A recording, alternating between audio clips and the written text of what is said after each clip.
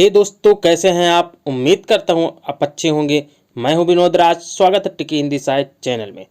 दोस्तों, आज हम कक्षा 10 की हिंदी विशिष्ट जो कि एमपी बोर्ड द्वारा संचालित किया गया है, उसके रिविजनल टेस्ट जो रिवीजन टेस्ट हो रहा है उसके पेपर का आज हम रिव्यू देखेंगे। उसके प्रश्नोत्तर उत्तरमाला को देखेंगे। उससे पहले यदि आप मेरे चैनल को सब्सक्राइब न किए हो तो सब्सक्राइब कर दें, बेल आइकन प्रेस कर दें, जिससे आपको आने वाली वीडियो की नोटिफिकेशन मिलती रहे।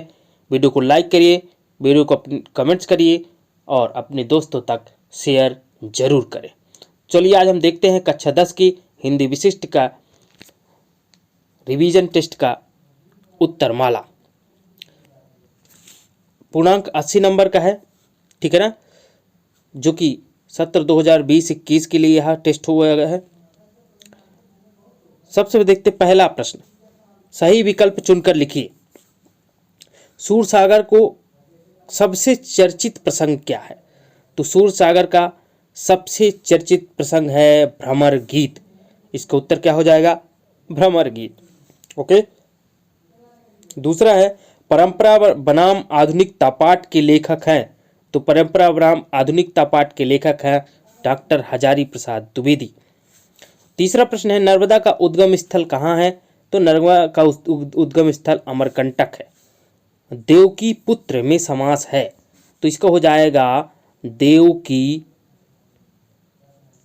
का पुत्र, यानी कि जहां पर ये वर्ड आ जाए तो वहां पर तत्पुरुष हो जाता है, यानी संबंध तत्पुरुष, षष्ठी तत्पुरुष, तो हो जाएगा इसका तत्पुरुष समास। अद्भुत रथ का स्थायी भाव विस्मय या आश्चर्य। ओके। रिक्त स्थानों की पूर्ति। दूसरा प्रश्न जो है रिक्त स्थानों की पूर्ति, पहला है, चतुर चितेरे कूर पंक्ति में कवि द्वारा लिखा गया, क्या सूरदास द्वारा, क्या बिहारी द्वारा? तो जो कि इसका उत्तर होगा बिहारी सतसई में लिखा गया था, ठीक है ना, बिहारी के द्वारा। दूसरा है, आधुनिकता किसका विरोध करती है? तो दैट डैश का विरोध करती है। तो आधुनिकता परंपरा का विरोध करती है, ठीक है ना। किसका करती है? सॉरी, इसका उत्तर होगा संप्रदाय का विरोध करती है, परंपरा इसका गलत हो जाएगा। तीसरा है, सुश्रुत संहिता में शल्य यंत्रों की संख्या बताई गई है। तो कितनी बताई गई है? 101 बताई गई है, ठीक है ना। चौथा है, अर्थ के आधार पर वाक्य के डैश डैश भेद हैं। तो अर्थ के आधार पर वाक्य के 8 भेद हैं, जबकि रचना की दृष्टि से या रचना के आधार पर वाक्य के 3 भेद हैं। अगला है, जिसके प्रति अस्थायी भाव जिसके प्रति स्थायी भाव उत्पन्न हो वह डैश डैश कहलाता है। तो वह क्या कहलाता है? आलंबन। आलंबन क्या होता है? किसी के भाव जब क्या हो, किसी के प्रति उत्पन्न हो हमारा स्थायी भाव, तो आलंबन। और जो क्या करे, आलंबन को तीव्र कर दे या उस स्थायी भाव को तीव्र कर दे, वह उद्दीपन हो जाता है। ओके।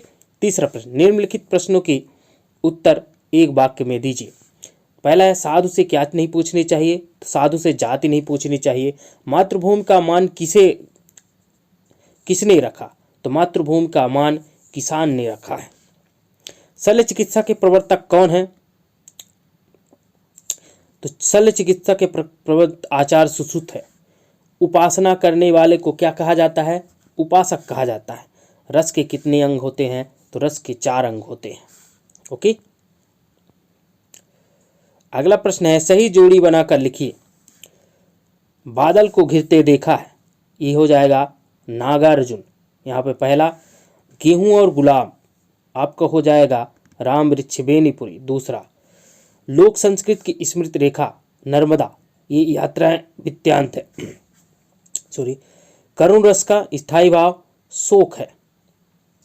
वक्रोक्ति का हो जाएगा आपका अलंकार है, ये 5वां हो जाएगा।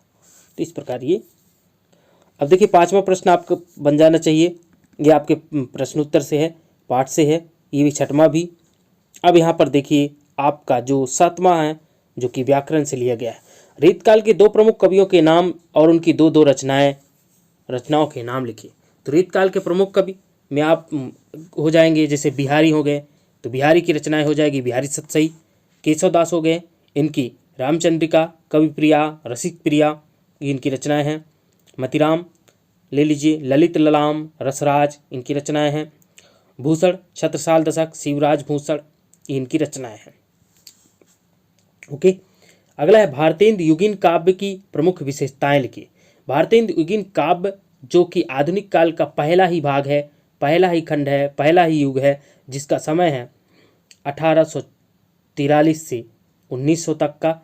इसकी विशेषताएं निम्नलिखित है, जिसमें इसमें कवियों ने रचनाओं के माध्यम से राष्ट्रीय भावना के बीज रोपण किए थे। ये पहली विशेषता हो जाएगी। इस काल के कवियों ने अपने काव्य में या अपनी रचनाओं के माध्यम से राष्ट्रीय भावना के बीज रोपण किए थे। दूसरा, इस काल के कविता में कविता के माध्यम से समाज में व्याप्त अंधविश्वास एवं सामाजिक रूढ़ियों को दूर करने हेतु लिखी गई थी। ठीक है ना। तीसरी इसकी विशेषता जो हो जाएगी वो हो जाएगी, इस काव्य में अंग्रेजी भाषा और अंग्रेजी शिक्षा का विरोध व्यक्त किया गया था। ठीक है ना। ये प्रश्न आपका प्रश्नोत्तर से है, ये भी आपका प्रश्नोत्तर से ही है। 9वां प्रश्न हम देखते हैं, गद्य की प्रमुख विधाएं कौन सी है। तो गद्य की प्रमुख विधाएं, दो प्रकार की विधाएं होती है गद्य की। एक होती प्रमुख विधाएं और एक होती है गौण या अतिरिक्त विधाएं। प्रमुख विधाओं में मुख्य रूप से 6 विधाएं मानी जाती है, जिसमें आपके कहानी, उपन्यास, निबंध, नाटक, एकांकी, आलोचना, ये इनकी प्रमुख विधाएं हैं। गौण के अंतर्गत आती है आपकी जीवनी, आत्मकथा, यात्रा वृत्तांत, संस्मरण, रेखाचित्र, रिपोर्टाज, डायरी, भेंट वार्ता, पत्र साहित्य, गद्य काव्य आदि। ठीक है ना। उपन्यास और कहानी में कोई 2 अंतर स्पष्ट कीजिए। तो उपन्यास और कहानी में मुख्यतः बहुत सारे अंतर हैं, लेकिन 2 जो मुख्यतः अंतर हैं उसका अंतर ये होगा कि उपन्यास का कथानक क्या होता है, बड़ा होता है, जबकि कहानी का कथानक छोटा होता है। इसमें उपन्यास में पात्रों की संख्या ज़्यादा होती है और कहानी में पात्रों की संख्या कम होती है। ओके, ये आपका माई का बगिया और सुश्रुत संहिता इस आपके सहायक वाचन पाठ से लिया गया है, इसको आप देख लीजिएगा। ओके, निम्नलिखित वाक्यों को निर्देशानुसार परिवर्तित कीजिए। मोहन राजगढ़ में रहता है, निषेधवाचक वाक्य। इसको क्या करना है, निषेधवाचक या नकारात्मक वाक्यों में बदलना है। तो मोहन राजगढ़ में नहीं रहता है। मीरा सुंदर है, ये थोड़ा कठिन है। मीरा सुंदर है विस्मय सूचक वाक्य है, तो इसका क्या हो जाएगा, वाह मीरा सुंदर है, वाह मीरा सुंदर है। ठीक है ना। इसको ये भी कह सकते, ओह मीरा सुंदर है। ठीक है ना। द्वंद्व समास की उदाहरण सहित परिभाषा लिखिए।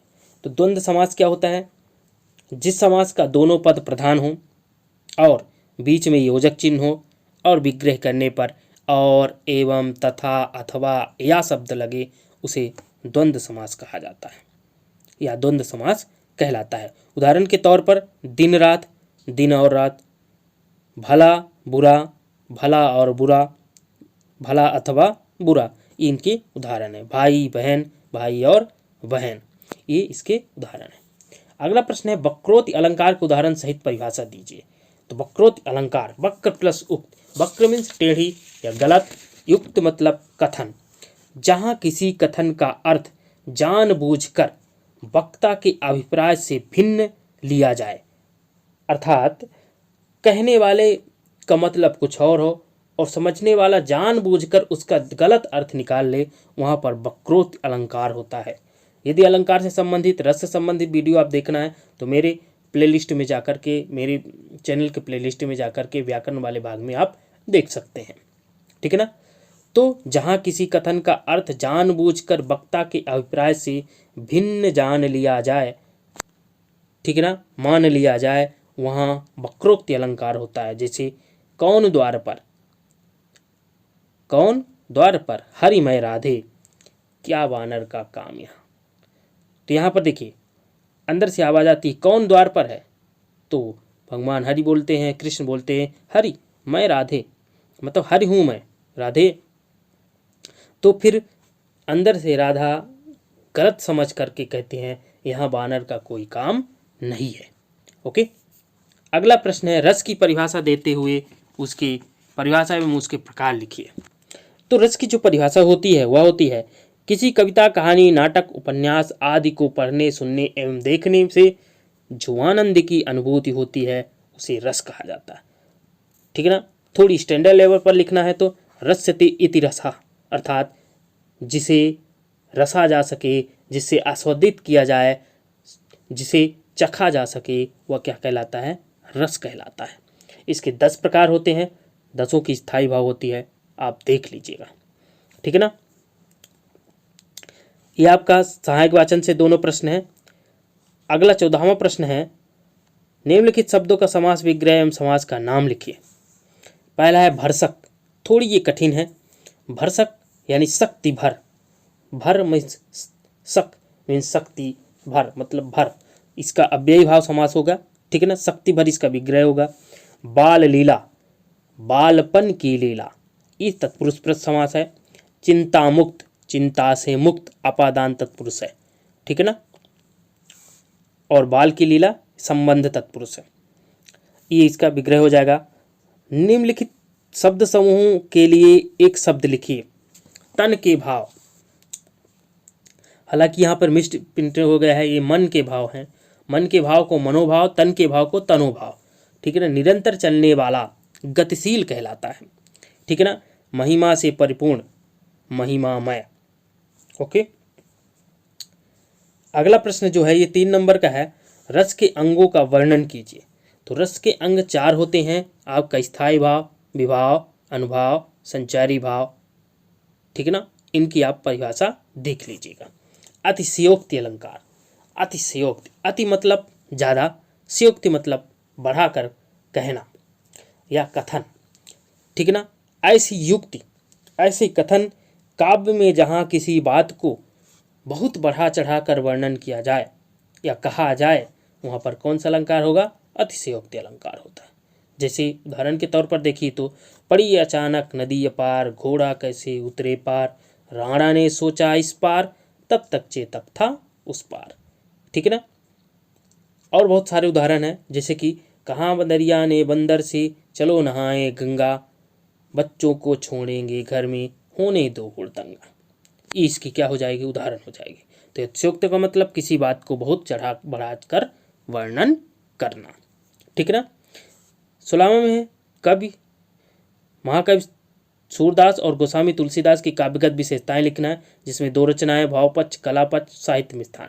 इनको हम बता चुके हैं, इनको कैसे लिखना है या आप प्रीवियस वीडियो देखिए। हजारी प्रसाद द्विवेदी की इसी तरह वीडियो है, आप देख लीजिएगा। सूरदास, रामकृष्ण बेनीपुरी, कन्हैयालाल मिश्र का साहित्यिक, ये पेपर में मिसप्रिंट है, किसी 3 में से किसी एक को ही लिखना है, लेकिन यहाँ पर कन्हैयालाल मिश्र को नहीं लिखना चाहिए, केवल 2 ही दिया जाता है अथवा में। ठीक है, या तो फिर अथवा लगा देना चाहिए। इसमें भी 2 रचनाएं, भाषा शैली और साहित्य में स्थान लिखना है। अगला प्रश्न है आपकी व्याख्या करने के लिए, सुबह की नींद, ये जागने से पहले की खुमारी। देखिए, जो कि ये आपके पाठ्यक्रम से हटा दिया गया है, फिर भी पूछा गया है। पेपर बनाने वाले को शायद इसकी जानकारी नहीं थी, इसलिए पूछा गया है, जबकि आपके पाठ्यक्रम से यह पूरी तरह से हटा दिया गया है। ओके, तो इसको अब आपको पढ़ना नहीं है, फिर भी दिया गया है तो उसको ठीक है, नहीं ये बनता है तो ये लिख लीजिए। गेहूँ और गुलाब भी आपके पाठ से लगभग शायद हटा दिए गए हैं, पूरा याद तो नहीं लेकिन हटा दिया गया है। ठीक है ना। तो इनको भी आपको पढ़ना है, लेकिन ये अभी प्रश्न पूछा गया तो इनकी व्याख्या लिखना है। ओके। उपयुक्त गद्यांत का उचित शीर्षक इसका हो जाएगा कर्मवीर मानव। ठीक है ना। कर्मवीर मनुष्य या संघर्षमय मानव। उपयुक्त गद्यांत का सारांश लिखना है, कम शब्दों में किसी कहानी को कहना। मनुष्य किस कारण श्रेष्ठ बन जाता है? तो कर्म बल के कारण मनुष्य श्रेष्ठ बन जाता है। देखिए, यहाँ पे प्रश्न है 21वां, अपने विद्यालय के प्राचार्य को शाला शुल्क से मुक्ति हेतु आवेदन पत्र लिखिए। तो शाला शुल्क मुक्ति आपको बनना चाहिए। दूसरा इसी में दिया गया है, कोरोना संक्रमण का सामना कर रहे अपने मित्र को शीघ्र स्वास्थ्य लाभ होने की सांत्वना देते हुए पत्र लिखिए। इसकी बहुत जल्दी वीडियो मेरे चैनल में अपलोड कर दी जाएगी, आप वहाँ से देख लीजिएगा। ठीक है ना। ऑनलाइन, अभी जो विषय में जो लिखना था, ऑनलाइन कक्षा वर्तमान समय की सबसे बड़ी आवश्यकता, इस पर आपके विचार लिखने थे, निबंध लिखने थे, ठीक है ना। विद्यार्थी जीवन और अनुशासन, कोविड-19 का मानव जीवन पर प्रभाव, ये निबंध अभी नए नए आए हैं, तो ये आपके किसी बुक में नहीं मिलने वाले। आपको 2 मिलेगा, विद्यार्थी जीवन और अनुशासन, राष्ट्रीय एकता और अखंडता। इसी तरह भारतीय किसान, पुस्तकालय का महत्व और मेरा प्रिय खेल, इसके क्या बनाने थे, रूपरेखा बनानी थी। तो दोस्तों ये रहा कक्षा 10 के हिंदी विषय का रिव्यू।